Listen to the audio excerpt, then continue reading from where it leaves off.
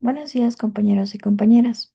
Les vamos a explicar cómo se toma la tensión arterial de manera correcta, qué hacer y qué no hacer.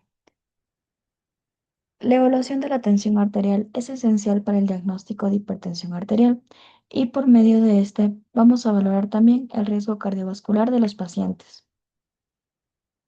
Es un método no invasivo para la detección y control de una patología prevalente y con gran impacto en la salud de la población. En cuanto a la clasificación de la tensión arterial, tenemos en pacientes mayores de 18 años, según el Hertz, tenemos las siguientes categorías. Una tensión normal se considera cuando es la sistólica va en menos de 120 y una diastólica de menos de 80.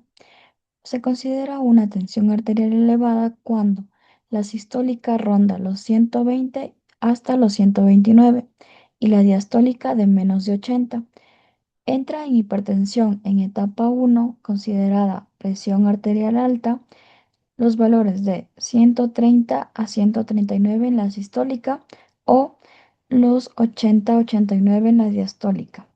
Se considera hipertensión en etapa 2, los valores de 140 o superior en la sistólica y 90 o superior en la diastólica. Se considera una hipertensión grave si no presenta síntomas en superior a 180 en la sistólica y o superior a 120 en la diastólica.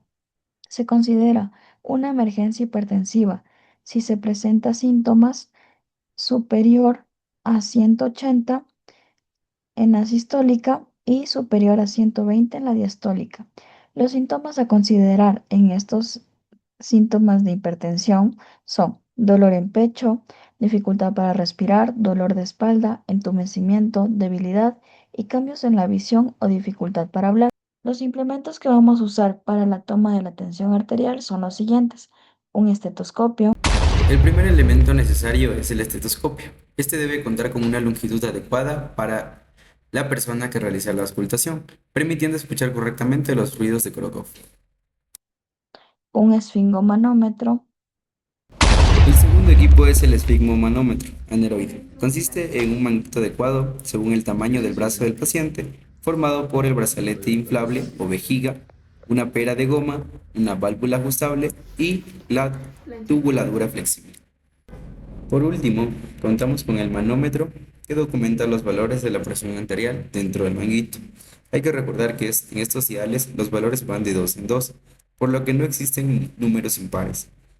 Cada parte del esfigmomanómetro debe ser examinada regularmente. La aguja debe marcar siempre cero antes y después de la medición, y los manómetros aneroides deben ser calibrados cada 6 meses. la posición correcta del paciente para la toma de tensión arterial es fundamental. Cuando el paciente concurre a la consulta, debe ser informado que 30 minutos antes de la misma no debe realizar las siguientes acciones: tomar café o bebidas con cafeína, fumar tabaco, consumir drogas, realizar ejercicio físico intenso, tener la vejiga llena, padecer dolor intenso en cualquier zona del cuerpo, ya que estas acciones van a alterar el valor de nuestra tensión arterial final. La posición correcta del paciente es fundamental. Realizar la medición en un ambiente templado y confortable. La espalda debe estar apoyada sobre la mesa. Los pies deben estar apoyados, las piernas descruzadas y anoventelados. El brazo del paciente debe estar desnudo hasta el hombro, posicionando y apoyando a la altura del corazón. En el cuarto espacio intercostal, flexionando a nivel del codo. La posición de la mano debe ser en pronación. La medición de la tensión arterial. La posición media se mide midiendo la distancia entre el olecranon y el acromion. La circunferencia del brazo se mide a la mitad de dichas distancias. Ujú. Una vez que se determinó la circunferencia de brazo, se selecciona el tamaño adecuado del manguito. Los manguitos generalmente tienen marcado un indicador de tamaño aceptable para los diferentes tamaños de brazos. Además, marcas para el adecuado posicionamiento del mismo brazo del paciente. Debe estar ajustado de manera confortable. permitiendo que pueda pasar dos dedos por debajo. El manguito debe colocarse de 2 a 3 centímetros por arriba del pliegue del codo. Inflar el manguito a algún valor arbitrario corre el riesgo de sobreinflar de manera excesiva el valor de nuestra tensión arterial. Para evitar esto, se debe determinar la medida de la presión de obliteración del pulso. Para ello se debe buscar la palpación del pulso radial mientras se insufla el manguito rápidamente hasta 200 milímetros de mercurio. Luego, insuflando de a 10 milímetros de mercurio adicionales hasta que desaparece el pulso.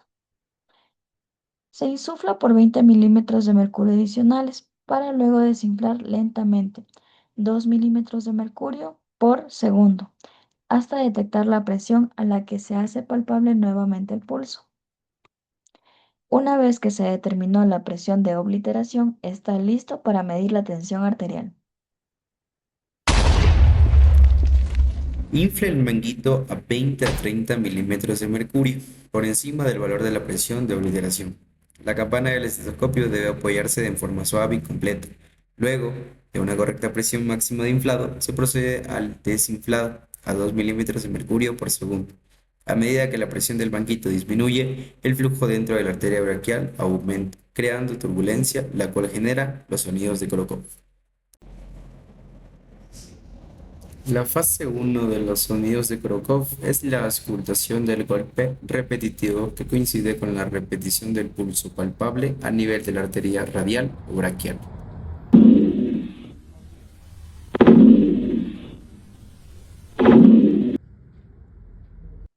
Las fases para escuchar los ruidos de Korokov son las siguientes. La fase 2 constituye a los ruidos se hacen soplantes, pueden disminuir de intensidad o desaparecer.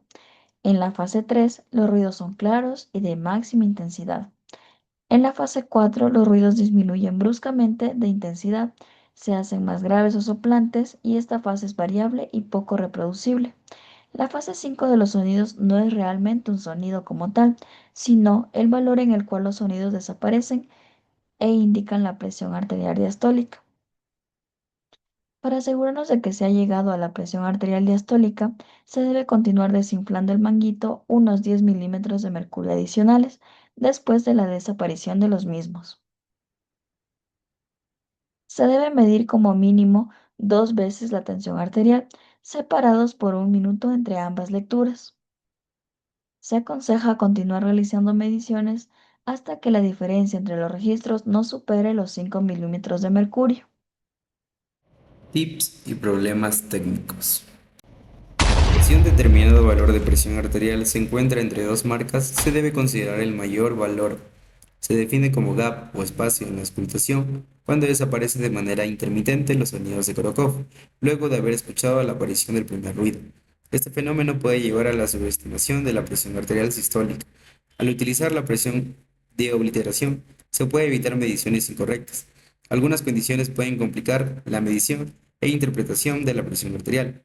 Por ejemplo, cuando existe un pulso irregular, en tales situaciones, disminuyendo la velocidad de desinflado o promediando varias tomas de la presión arterial, se subsana el problema.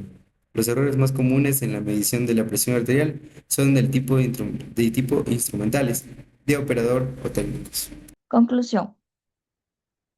Este video provee al observador la metodología de medición estandarizada de la tensión arterial, por lo cual, siguiendo las indicaciones, se obtienen registros adecuados con escaso error y escasa variabilidad interobservador. Muchas gracias.